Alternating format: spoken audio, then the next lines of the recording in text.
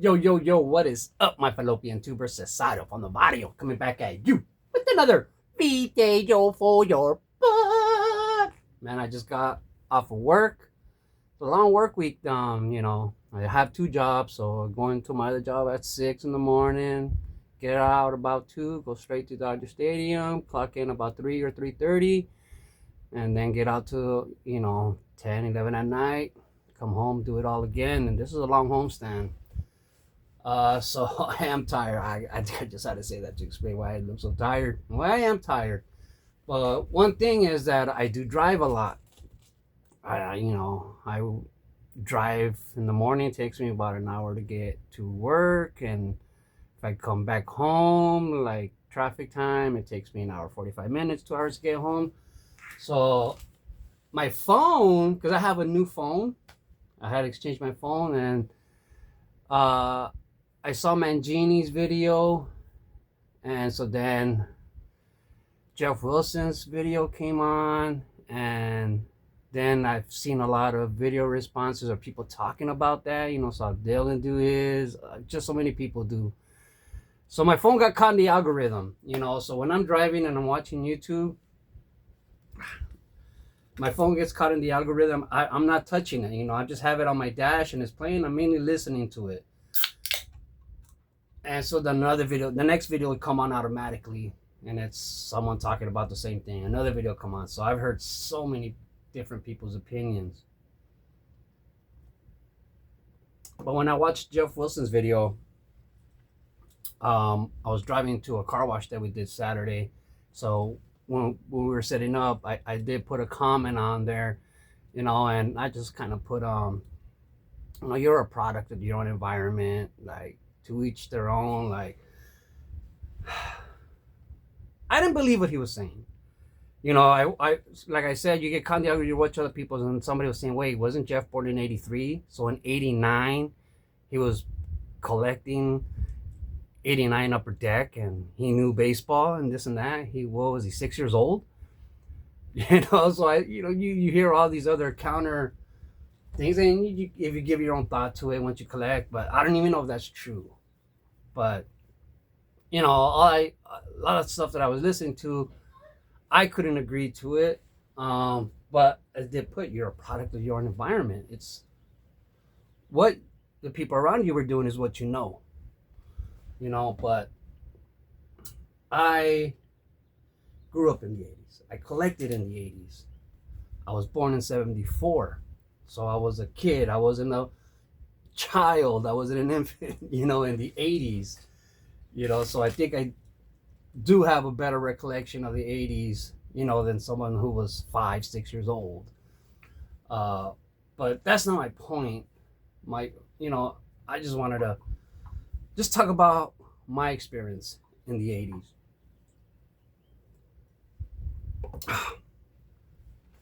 And I gotta say this. I left that comment, and then somebody commented that, oh, in 1987, my LCS, the owner was this guy, so and so, and he was selling 86 Fleer packs for $75 a piece, loose packs. I call BS on that. I collected in the 80s. I bought those packs even in 89 and 90. They were not no $75. Like, maybe was that LCS selling for that much more? Then he was a dirty dude or selfish or, gouging. But you can still find those packs like at regular stores. So, like, I want to call BS on it, but I don't know. Maybe he was. But then he also added that, oh yeah, and then I clearly remember him teaching me about PSA when I was a kid. This is 87. Teaching me about PSA was a scam, how grading was a scam. In 87. So right away, it's like, okay, I just dismissed this guy. But, I don't normally watch like controversial videos and all these rants and people talking about other people. But it just got caught in my algorithm, I guess, because I got a new phone. Like, the algorithm started over. And that's all it played. I saw so many people just talking about this subject.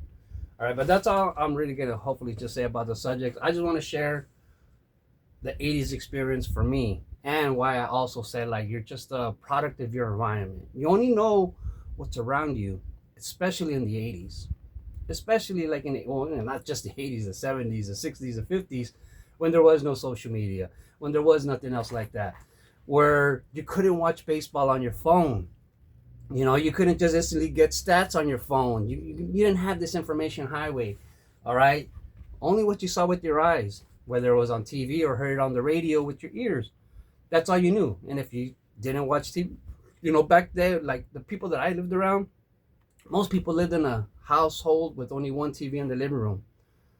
It was very rare that people had TVs in their bedrooms. You know, maybe not the parents might have one, but not my friends. You know, and so I started buying baseball cards. Like I remember having cards for 83, 84, and the only way you get them is in that year buying them at the store, you know, at your liquor store, at your gas station. They sold them everywhere. Kmart, Woolworths, you know, Zodi's, whatever. But being poor, all you bought was packs if you could afford them. All right. And I would buy packs. My dad would send me to the store, buy beer, and I could buy packs with the change. He'd always say, keep the change. Go buy them cigarettes. Yes, back then, like even I'm telling you, when I was in kindergarten, first grade, second grade, my dad could send me to the stores where, you know, he would talk to the owners and like, hey, or the cashiers, hey, this is my son. I might send him for beer and this, you know, and they would sell to me, and you know, and then I would just take it back to my dad. And so that's how I acquired cards as a kid. And back then, I think to me, they were more like toys, because I kept them in my toy box. I didn't keep them in a shoe box. At the, you know, I'm talking about those early years. I just kept them in my toy box. So I had a box full of toys, and baseball cards were just in there. It was like toys, and it's, you know, fun to look at.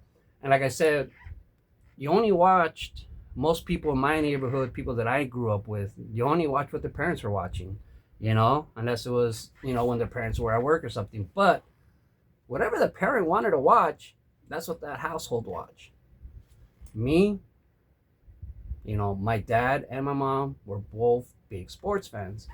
You know, my mom mostly just the Dodgers, but my dad, the Dodgers, the Cowboys, the Lakers. You know, if the only option was watching Kings, the Kings, you know, but my dad was a sports fan. So naturally, that's what I would watch, because that's what he was watching. I had no choice. I couldn't tell my dad, hey, I want to watch cartoons. He's not going to change the channel.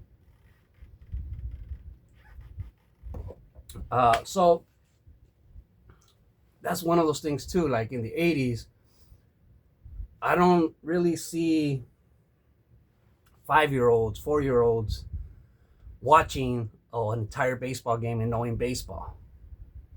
You know, the only reason I did it, and people that I knew who were watching sports, was because their parents were watching it and they had to watch it. There was not, you couldn't watch anything else. There was another TVs in the house, so you either, and most of the times you played with your toys in the living room while the game was on. So anyways, that's why I love buying baseball cards. Like, it was just like, it's partly hard to imagine nowadays, but back then it was like, baseball stars were just like movie stars to me when I was a kid. It's like, oh, this guy was on TV. So buying packs and recognizing players, you know, was like, oh, this guy's famous. This guy's on TV. You know, when you're a little, you know, little plebe, when you're a little mocoso. So that's what baseball cards were to me. They were toys. They were cool things to have when I was young. All right. So fast forward to, you know, about 86, when my cousin taught me, you know, came to my house, saw I had all these baseball cards, and he taught me about, hey, look at these cards are from 83. These cards are from 84. Look at the back. Here's these numbers. Like, I didn't know that you could complete a set. I was just buying packs because I love baseball cards. You know, and I don't know what you would call that transition from loving just cards to getting a little bit more technical to it. I guess that's why I don't know if that's where I became a collector, because then I would buy the baseball cards and organize them. You know, what's that word that they use now? That curator. Then I would start putting them in boxes and putting them by year with number, like in order.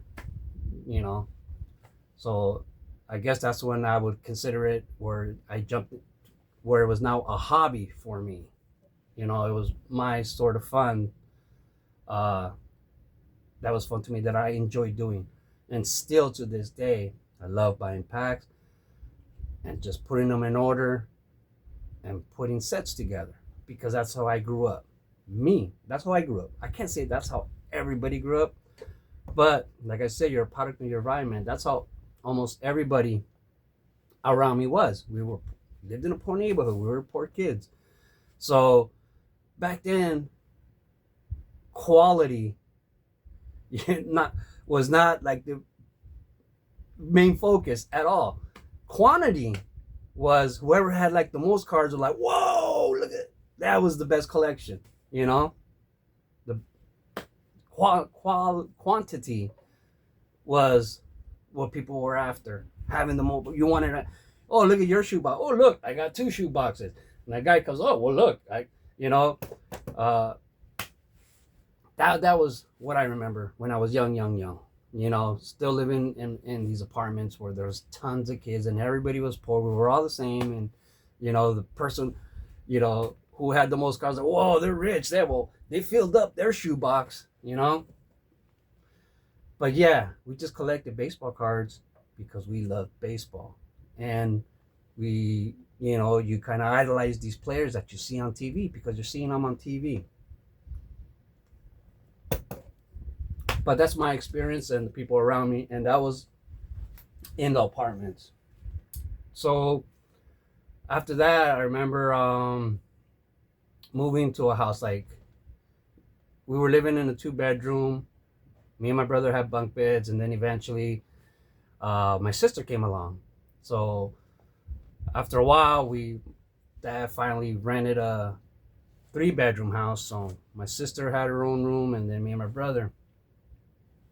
And I kept collecting baseball cards, and by that time, you know, I'm in the 5th grade, 6th grade, you know, and still the same thing. Still just buying. Hold on. Yeah, this video's gonna be boring. I ain't ranting. I ain't talking crap about anybody. I'm just letting you guys know my point of view. Not only that, I just want to show you guys the way I collected in the 80s and why my opinion is how my opinion is, you know? And that's all it is. And it's not an opinion, it's a fact. I'm just telling you how it was where I grew up. But if I were to come here and tell you this is how I collected and this is how everybody collected, that's being naive. That's being real naive, you know. And I hate when people do that just for likes or clicks, you know, to get attention, rage bait, you know, knowing what you're saying isn't completely true just to get a response. But anyways, we lived there for a while, and so by this time I was in Little League, and in Little League, a lot of the players, obviously, a lot of the kids that were in Little League collected baseball cards. Nobody collected baseball cards. They go to their houses. Like, by then, I was already organized. I was already, like, kind of treating it like a hobby, I guess. I was a collector. I was organizing them. And so, you know, you always talk, oh, you have baseball cards? Oh, get on my bike, take my shoebox, go to their house. And, you know, and me, I'm over there going, you know, to see what cards they don't have so we could trade, you know. Basically, you're trading for sets, like, which cards do you have that I don't have? Okay, you don't have these, here we go. You know, it's like almost every card was even, you know, because you're a kid.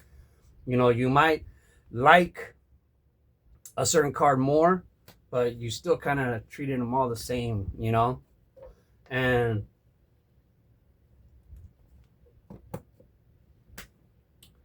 so what I remember is that most kids weren't organized. They weren't putting their sets together. They weren't putting their numbers together. Most kids just wanted Dodger cards.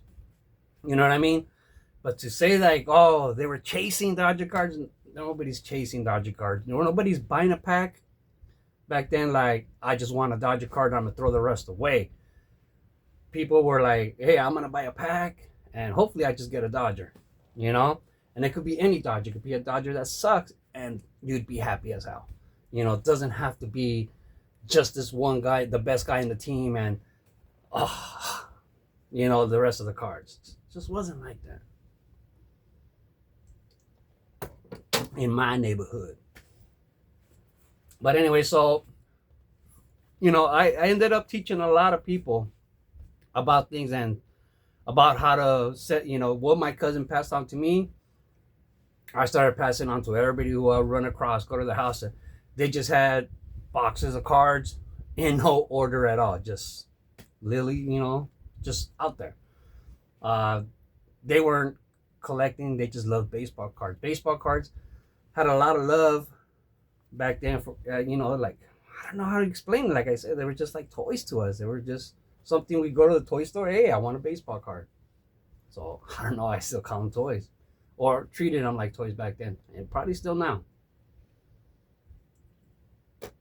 Yeah, I know this video sucks, but I don't know where I'm getting. So anyways, that's when I lived on Dalewood, and that's where my collecting was, is going to most people that I dealt with at the time, everybody was poor.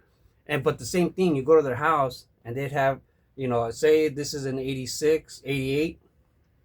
You go to their house and they'd have a box, and they would have some 88s, a little bit 87s, you know, less 86, maybe a couple 85s, because they never threw their cards away.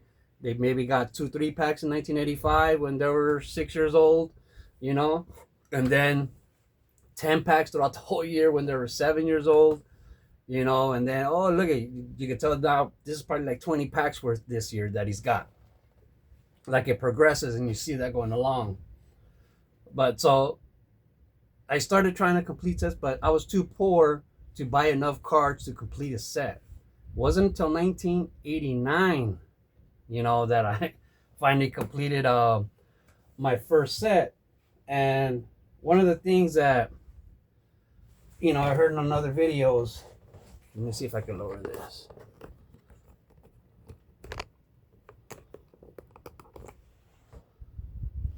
All right. Look at that guy. And so by 89, I already had I was working at a liquor store where I used to buy baseball cards under the table. So I'd have money, you know, a little bit of money. So you see like this, 89 score. These are my 89 score that I've had since 1989. All right. So the ones that I put together, ooh, look at all that dust that flew off of there. Oh man, it's in my nose. So like I can look at my box and say, okay, this is a box that I try to put the set together.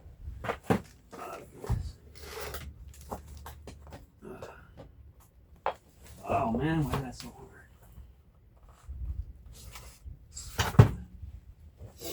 I guess I never completed this set. Oh. And so I'd have my 89 Donruss that I put together by hand. All right. But every once in a while, I would take my cards out, you know, to put in a binder. I had one binder where I would keep my favorite players at. So what started happening is I was going into my sets that I had already completed when I was younger and removing the stars. But then, what does that mean? It's no longer a complete set. You know what I mean? So you end up having like a checklist. And but like I said, I had a job now, so things were a little bit different. When before, maybe I'd go to the store and my budget was 75 cents, 50 cents, and I could just buy a pack. Uh, now I would get a check and maybe it'd be 50 bucks. So I take the bus to the cart, and believe me, people, back then, car shows were everywhere.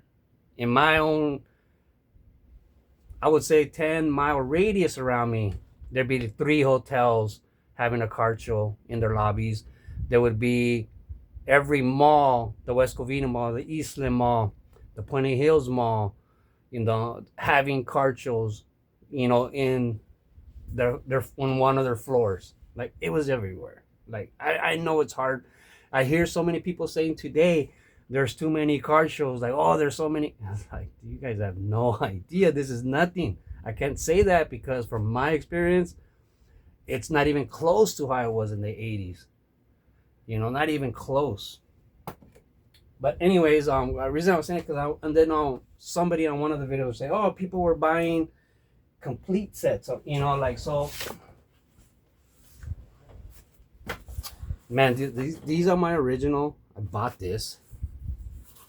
And what is this, 89? Yeah.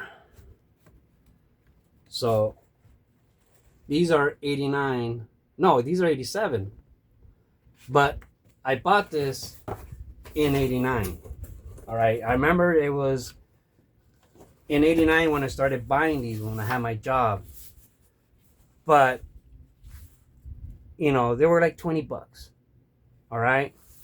So this is an 89, an 87 Fleer that had Will Clark rookie, Wally Joyner rookie, like a bunch of badass cards, but base cards.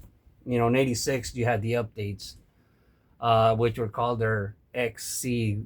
I forgot what that stands for, but all right. So I will complete my sets, and like I said, I would take out the stars, my favorite players, people that I liked, and put them in binders. But in 89, by the time we lived in these apartments, I decorated one of my walls just like this. All right. I decorated it just like that. But the only difference is that is uncut. Those are sheets, uncut sheets. Well, the wall that I'm talking about were individual cards. So I would just go buy sets like this because I'd get like 50 bucks a week. And I'd go to the card show and I could buy a box of 87 and I could buy a box of 88, and then take out all the stars and tape them on my wall. So I'd keep doing that.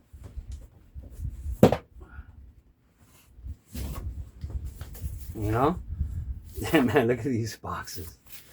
You would think these boxes that the cards inside got destroyed, but no, they're fine. All right. So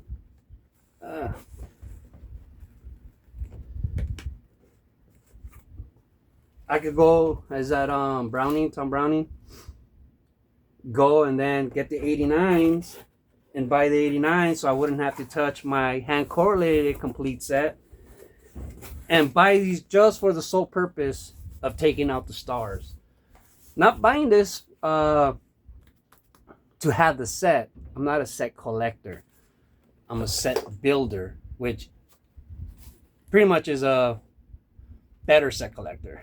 Not just kidding. But that's what I would do. That's the only reason,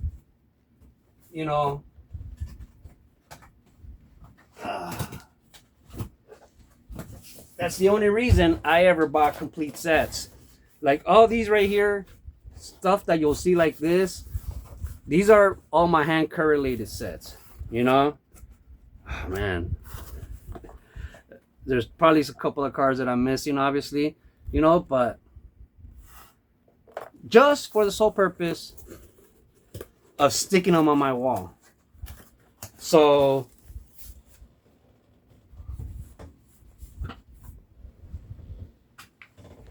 So my wall looked like that, but they were all taped on there. All right. So man, when we moved and I took that tape down, and pretty much I had to throw all the cards away because they're all stuck together and they would just peel off because I painted the. Basically, what I was doing was like putting the cards on the wall. I put a little piece of Scotch tape on the back, and then put them on the wall, and then I would get clear duct tape, and the whole thing. So the whole face of the card was under clear duct tape. So yeah, you couldn't take that duct tape off without messing up the card. But I had my wall with nothing but stars, nothing but my favorite cards. I'd go to card shows looking for cards to tape on my wall, you know? And like I said, like budget of $50, I'd buy a set or two, and then the rest just singles. And one thing too that I thought was a good point that I didn't even think about back then, or until Dylan said this, and I was like, oh, and then I thought of another situation like that's so true now that I didn't even think about either. In three different areas. One is how he says like, yeah, when he was a kid, well, one thing that he remembers a lot is like going to card shows and dealers like not even wanting to talk to him because, you know, you don't have, they want to talk to the parents. They want to talk to adults who they know are going to spend a lot of money or going to spend money, because to those guys, to dealers were a business, you know. Now everybody wants baseball cards to treat it as a business. Like everybody has to, you know, they treat it as a business. You know, whatever, it's fine. But that's one of the things is like there would be 1,000 people at the card show, wherever it was, and maybe there'd be 50 dealers. So the ratio was way different, you know. Like now you go to a card show, you know, and normally back then, at least that's what I remember, like the 1,000 people on the floor were there to buy cards, and then you have 50 people there trying to sell cards. Now when you go to a show, a lot of people in the crowd are trying to sell cards, you know. I don't know, that could be me, it could be my naiveness as a kid, you know. But I'm talking by now I'm 15 years old, 16 years old. I'm not really a kid anymore, you know. I know, I can observe these things that are going on, even though that I really never thought about that. Oh, this dealer's not paying attention to me because, you know, to me, I kind of understood that at the same time. Like, you respect your elders. So if he's talking to an adult, he's talking to an adult. You don't, hey, mister, you know, talk to me, you know. And it is true, you know. And one of the things I say that because, like, I go to groundskeepers conventions, and I remember going as a student, like when I was a student in college, and we would go to these things called student challenge, where we compete against other schools like Penn State and UCLA and whatever, compete against all these schools about groundskeeping.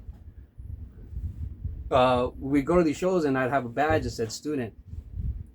And I didn't even think about that. That so many of the vendors, when you go to the, whatever that show's called, where everybody's selling stuff, the vendors don't really pay too much attention to me, you know. And like almost like if you start talking to them, they kind of want to end the conversation. Didn't think about that too much. But then like one year, one of the companies sponsored me and they paid for my way to go, and they gave me their badge, and they were a vendor, and they were a company, a big company. So I'm walking around, and this time, like, hey buddy, how's it going? What are you doing? Hey, like, hey, who are you? Like, people were like, all these vendors were like talking to me first, you know. Or if I talked to them, like right away, they like, it was such a different experience. Didn't even think about that till Dylan said this. I was like, oh, that's right. That badge made a huge difference. When I had the badge as a student, people that are selling tractors, people that are selling irrigation, people that are selling, you know, machines, they're there to sell.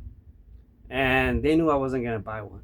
But when I had that company name on me, people, hey, have a beer, you know?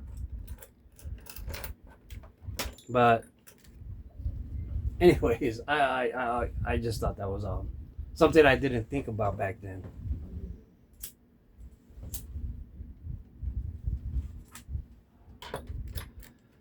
But anyways, yeah, and like I said, you're a product of your environment. When I lived in Dalewood, and I was in a lot of not a lot, but I was in a few advanced placement classes, AP classes, advanced English, you know, advanced this and that, whatever. So I made friends with what people nowadays would call nerds, you know. But I didn't really hang out with them. You know what I mean? I hung out with the people in my neighborhood, but I would hang out with these people at school. And when I'd go home, those people weren't even my friends. Like, this is elementary, I mean junior high, elementary, and I hung out with the people that did BMX and skateboarders and stuff, and we play a lot of sports on the street.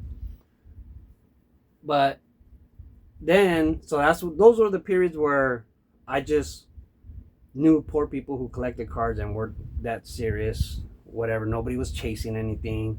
We loved baseball cards. We loved baseball. And in junior high, not yet, like my last year of Little League and Pony, and then my freshman year of baseball, I made friends with other guys who collected, but these guys had money, you know. Not any kind of money that would impress anybody today, but more money than we did. Like, more money than, you know, 5 people living in a 3-bedroom house money, you know. So they had better cards. Like, they had Beckett's. That's one of the things too that I wanted to make a thing about is all of people that I knew, like the younger kids, when I was in Little League, or just people in my neighborhood, whatever, nobody could afford a Beckett. They couldn't afford a Beckett magazine. Nobody was into Beckett. The only reason I knew Beckett was because I would go to the 7-Eleven, and while everybody else was playing video games or watching the people play video games, there's always a ton of us there, I'd be looking through the magazines. 7-Eleven had magazine racks. They had video games, so it was a hangout. And everybody would play video games. I would play video games, but when I wasn't, I was looking through the Beckett magazines. And majority of people didn't care. You know, they were there for the video games. So that's the only reason that in those early days, I just would read them, but I never took them home. You know, it wasn't until I got the job later where then I would buy some Beckett's at the shows. You know, but like remembering the arrows going up, arrows going down, so many of those price differences would be 5 cents, 10 cents. You know, the hot. And it was weird. If you don't know, you could have Jose Canseco, Mark McGuire on the hot list and the cold list at the same time, which I never understood. Maybe somebody could tell me how that worked, how you could be on the hot list and the cold list at the same time, because that happened a lot, I remember. So like just in my circle, Beckett was there. But to tell me you're 6 years old and reading Beckett magazines, that's hard to find. That's, I don't know, whatever. So yeah, Beckett wasn't that big of a thing. And even if you look through it, it was a guide. You know, it was a guide. If you had a Jose Canseco rookie and it was worth $10, oh, I'm gonna put. Back then, I was putting these cards away to put my kids through college. Yeah, come on. If Nolan Ryan rookie back then was worth like $800, $1,000, who the hell would be saying, I'm doing this to pay my college tuition. I want the 89 Griffey to put my kid through college. Come on. At that time, there was no $1 million cards, you know, except for the Wayne Gretzky one, you know, that he bought because he's, you know.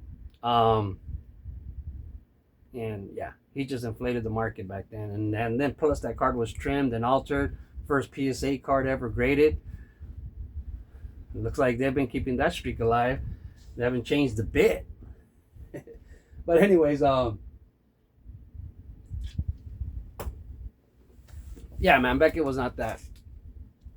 In those stages of my life, or even when I got a job, and all my other friends my age, 15 years old, didn't have jobs, like I'd be the only one with the Beckett magazine at the house besides my baseball friend. And my friend Darren, he was Italian and he had older brothers. He lived in a 3-bedroom and he had his sisters, and he shared a room with 2 brothers. But one of them was already older, like 19, the other one was like 18. Well, they were both older than him. We were in junior high. But they had jobs. You know what I mean? So they had a TV in their room. We could watch baseball in there. Yeah, it's funny. Like, by then, I was like, I wanted to watch baseball, you know?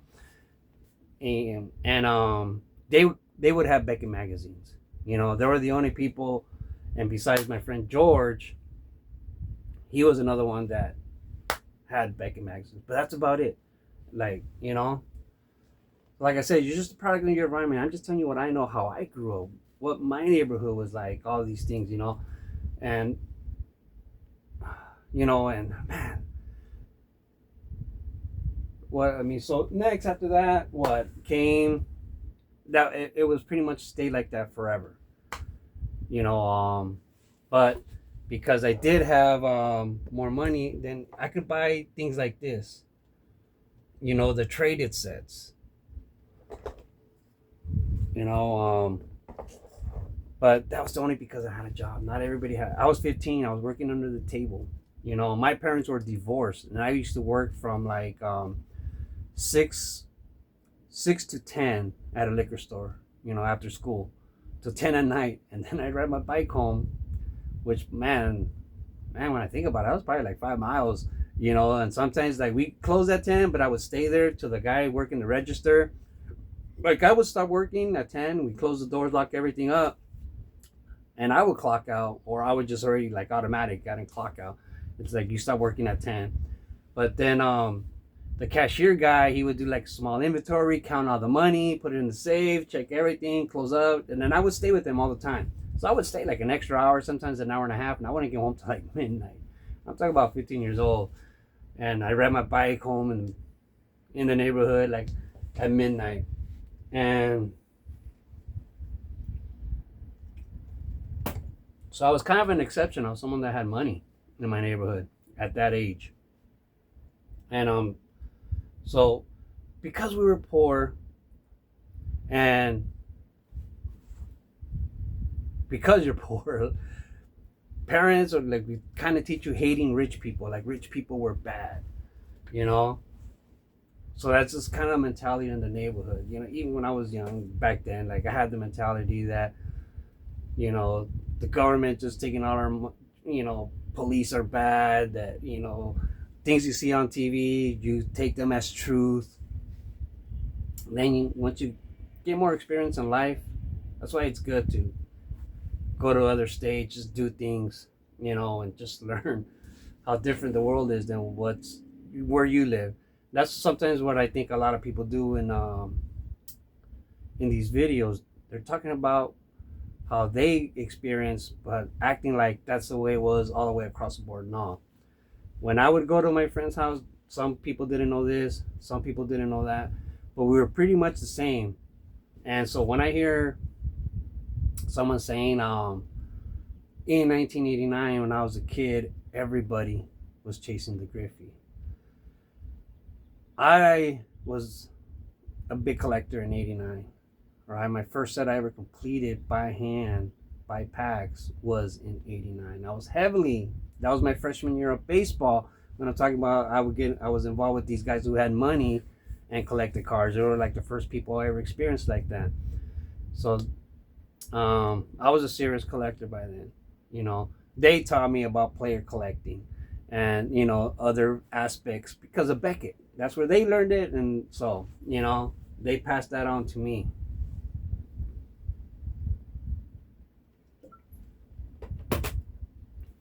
But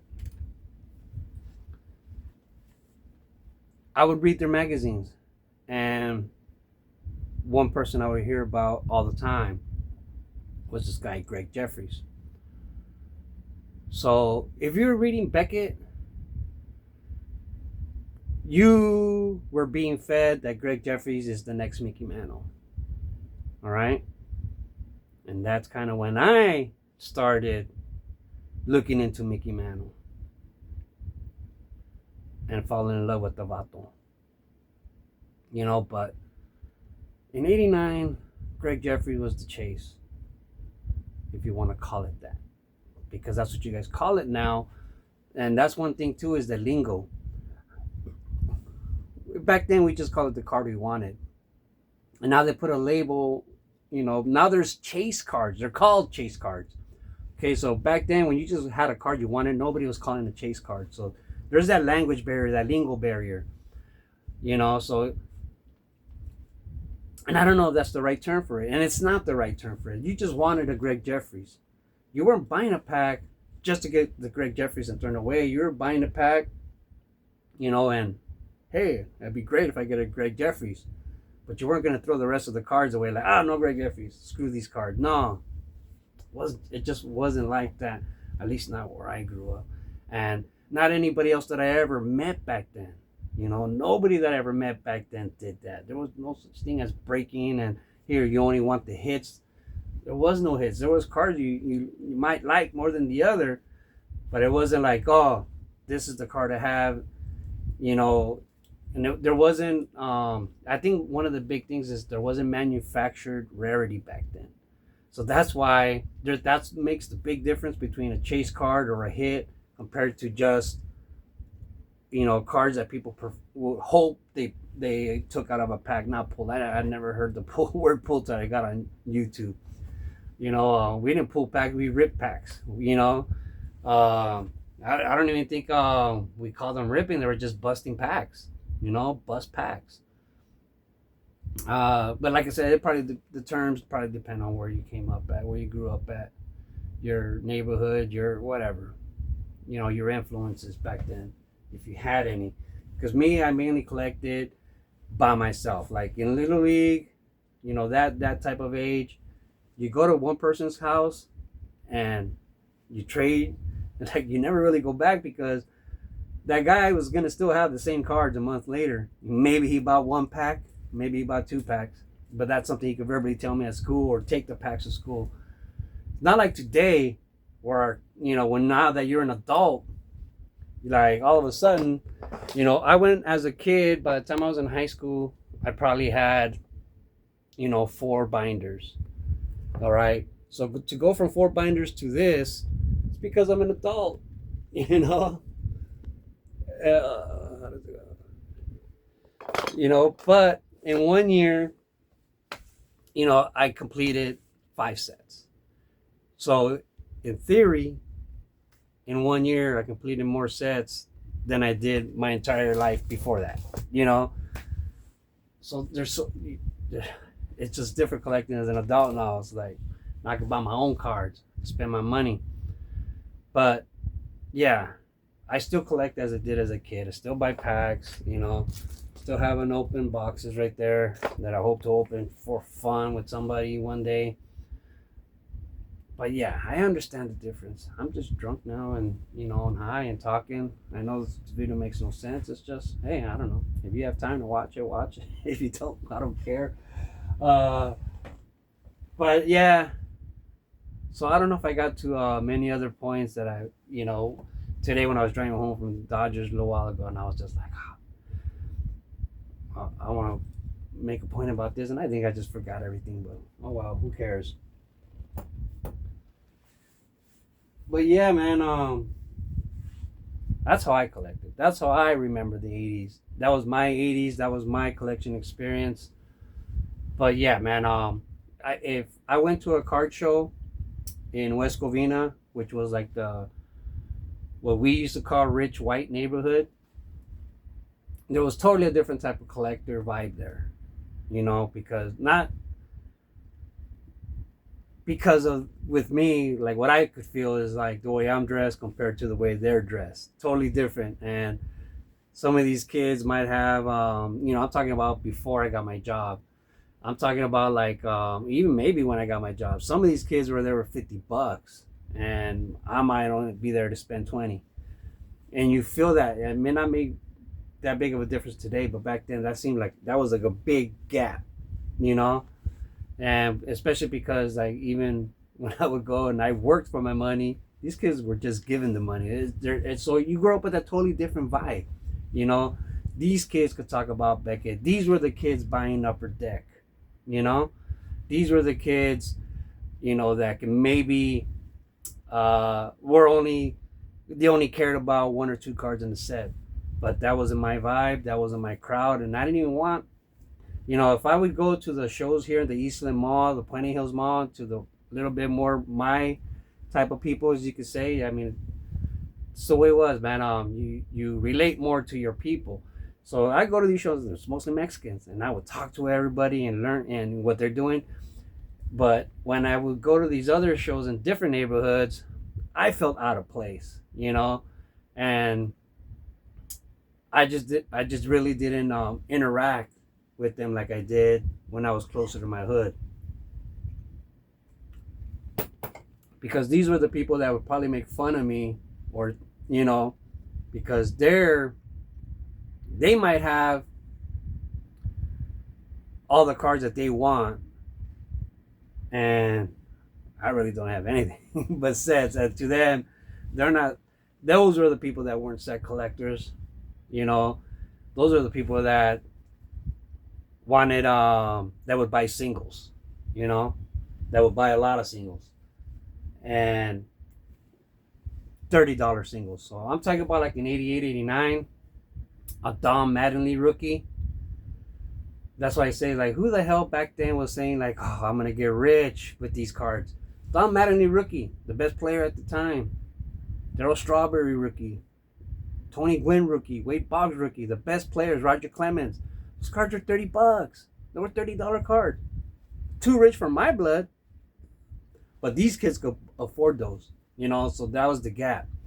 So I'm pretty sure those kids in those neighborhoods, you know, like maybe that's how Jeff was, their experience in the hobby is way different than my experience. I can only tell you what I experienced, and what they say is what their environment was, what their financial ring circle was, you know, like, hey, all these guys lived in, at the time, $500,000 houses, while I lived in an apartment, you know, for $500 a month. You know, it's just a difference. It's a difference. So they have a different experience than I do. But it's so ignorant. And you're just a liar when you try to say, like, this is how it was. That's how it was for you. You know what I mean? This is how it was for me. There's nothing exciting about it. But I'm not here to tell you, you know, what you experienced wasn't right. Or you're romanticizing. Or you're doing this, man. Just because you can't relate, you know, doesn't mean you're right. You know, you just can't relate. It doesn't mean it didn't happen. It doesn't mean that's not the way it was for other people. That doesn't mean that's not the way it was for all my friends, you know.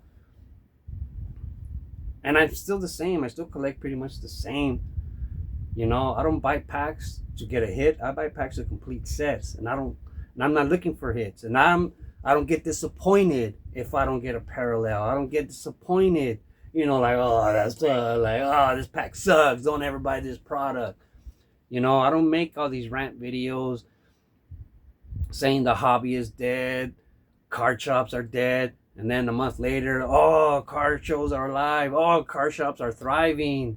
You know, it's just trippy to me to hear all that. Like, I don't make videos on emotions, you know, on the hobby for clicks and views.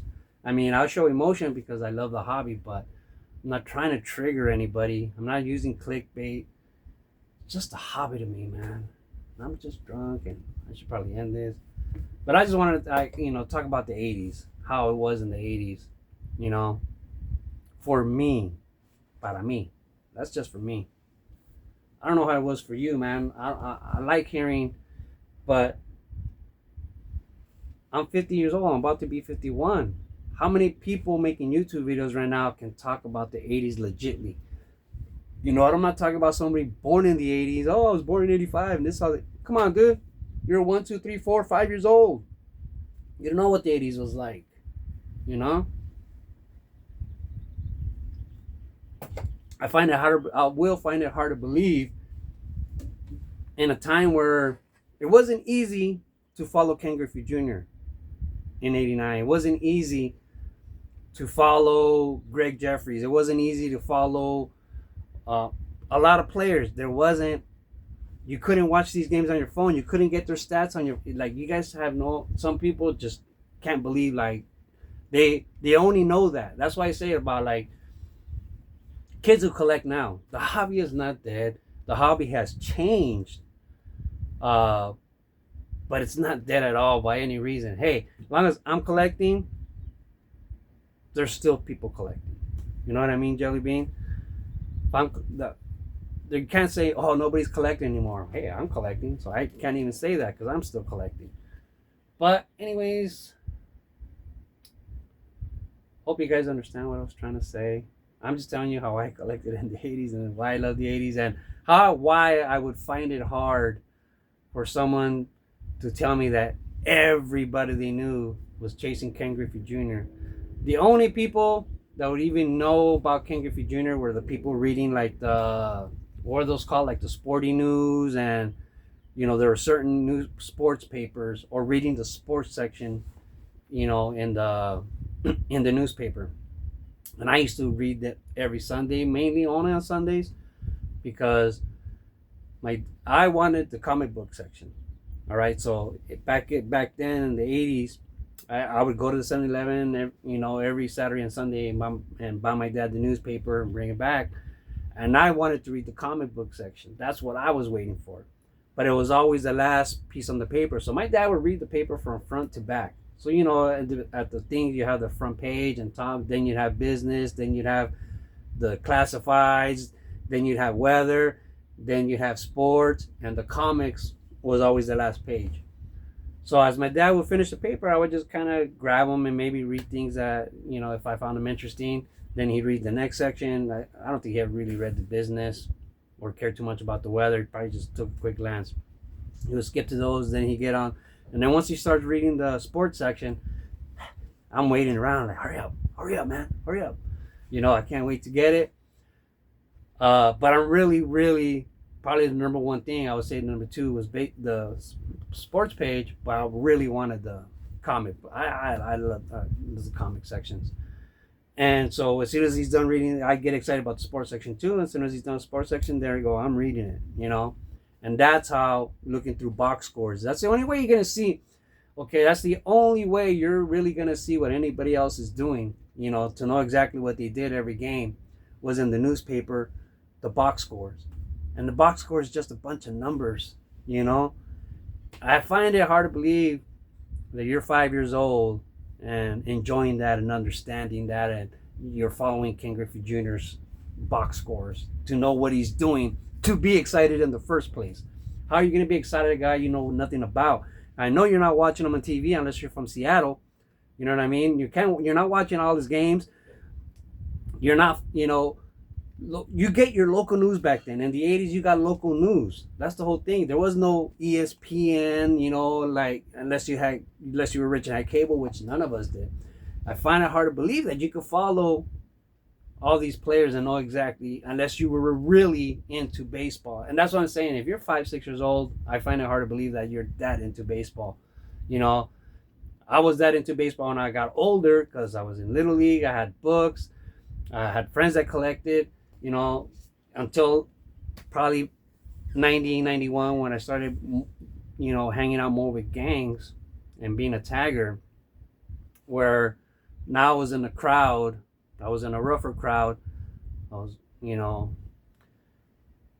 and my hobby was ashamed. I was ashamed of my hobby with my with my gangbanger friends, with my tagger friends, or my raving friends. Nobody else by the time I was like in high school, My friends changed, total change. I was hanging out with the bad crowd, and I didn't tell anybody that I collected cards in my new crowd, in my older crowd. I was with troublemakers who wouldn't find that amusing, or I know for a fact none of these dudes collected. So I collected by myself, probably from 1990, 91, 92, 93, with nobody else. But I still enjoyed it. I still loved it. I still did it. I just couldn't share it anymore,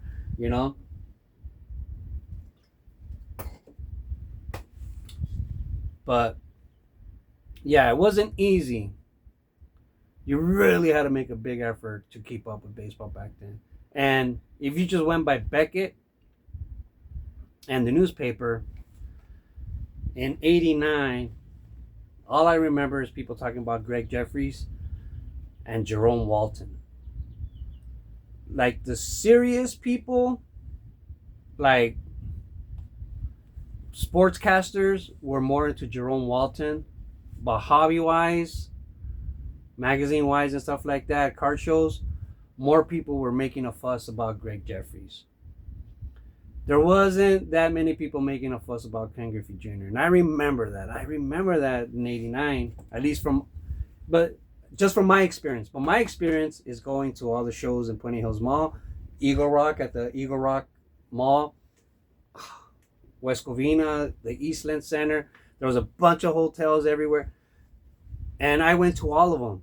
On the weekends, I would take the bus, go to a card show, steal a bike and come back home, go to get the bus to another one. There was multiple card shows. I went to so many card shows back then. It was insane. And it's not like today where a lot of people, you go to this card show that they set up, then the next weekend, 2 weeks later, you go and it's the same dealers. It wasn't like that. Like there was way more dealers back in the day than there is now. You see a lot of the same dealers you get to know. Back then is that you could meet new dealers every week. So yeah, Ken Griffey Jr. was it's let me just say this. To me, sometimes it's like saying in 2000 everybody was chasing the Tom Brady card. Okay? That's like saying that. Okay, in 2000 nobody was chasing Tom Brady. Even Patrick Mahomes. I remember I had a lot of breaker friends on YouTube when I first got on. Good breakers. All right? Honest breakers. But they would pull Patrick Mahomes. People didn't know who he really was. There was so many people that, it's just that some players now are like stars, and everybody knows they are, but they want to think that, everybody was chasing his rookie card that year. Not everybody knew who he was back then. Even in 2000, Tom Brady was not the number one draft pick. He was not, nobody thought he was going to be, I'm not going to say nobody. So very few people, rare amount of people knew or thought that he was going to be the best quarterback here, or that he would be the GOAT. Okay? Same thing with like Patrick Mahomes. Like I remember people going through breaks, and when they pull up Patrick Mahomes, like, or who else was it? Whatever. But there's been so many that end up being great, but at the time when they were rookies, they weren't projected to be great. And it's the opposite. It goes both ways. Just like how, all these people, hey, buy Mac Jones, he's the next Tom Brady. Buy the next Trevor Lawrence, he's the next Tom Brady. Buy this guy, he's the next Joe Montana. Why don't you just buy a Tom Brady? Why don't you just buy a Joe Montana? But people are, now that's the difference, is people are only buying these people that influencers are saying because they think they're going to buy a $10 card and it's going to be worth $1,000. Not for the love anymore, man. A lot of it is but it is what it is. That's just where we're gone to. That's what Fanatics is trying to do. Trying to 10x the hobby, trying to get gamblers involved, trying to get sports stars involved. It's about money. It's way more about money, I think. It was always about money, but back then it was cheap. Now it's overpriced, man. This video's gonna go an hour, so I'm just gonna end it, man. But anyways, that's my little drunk talk about me collecting in the 80s and just how I feel. And I'm gonna end it, stop it, and see if I think of anything else.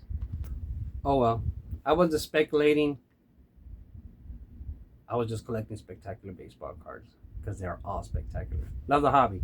Keep collecting baseball cards forever, I said. Ciao!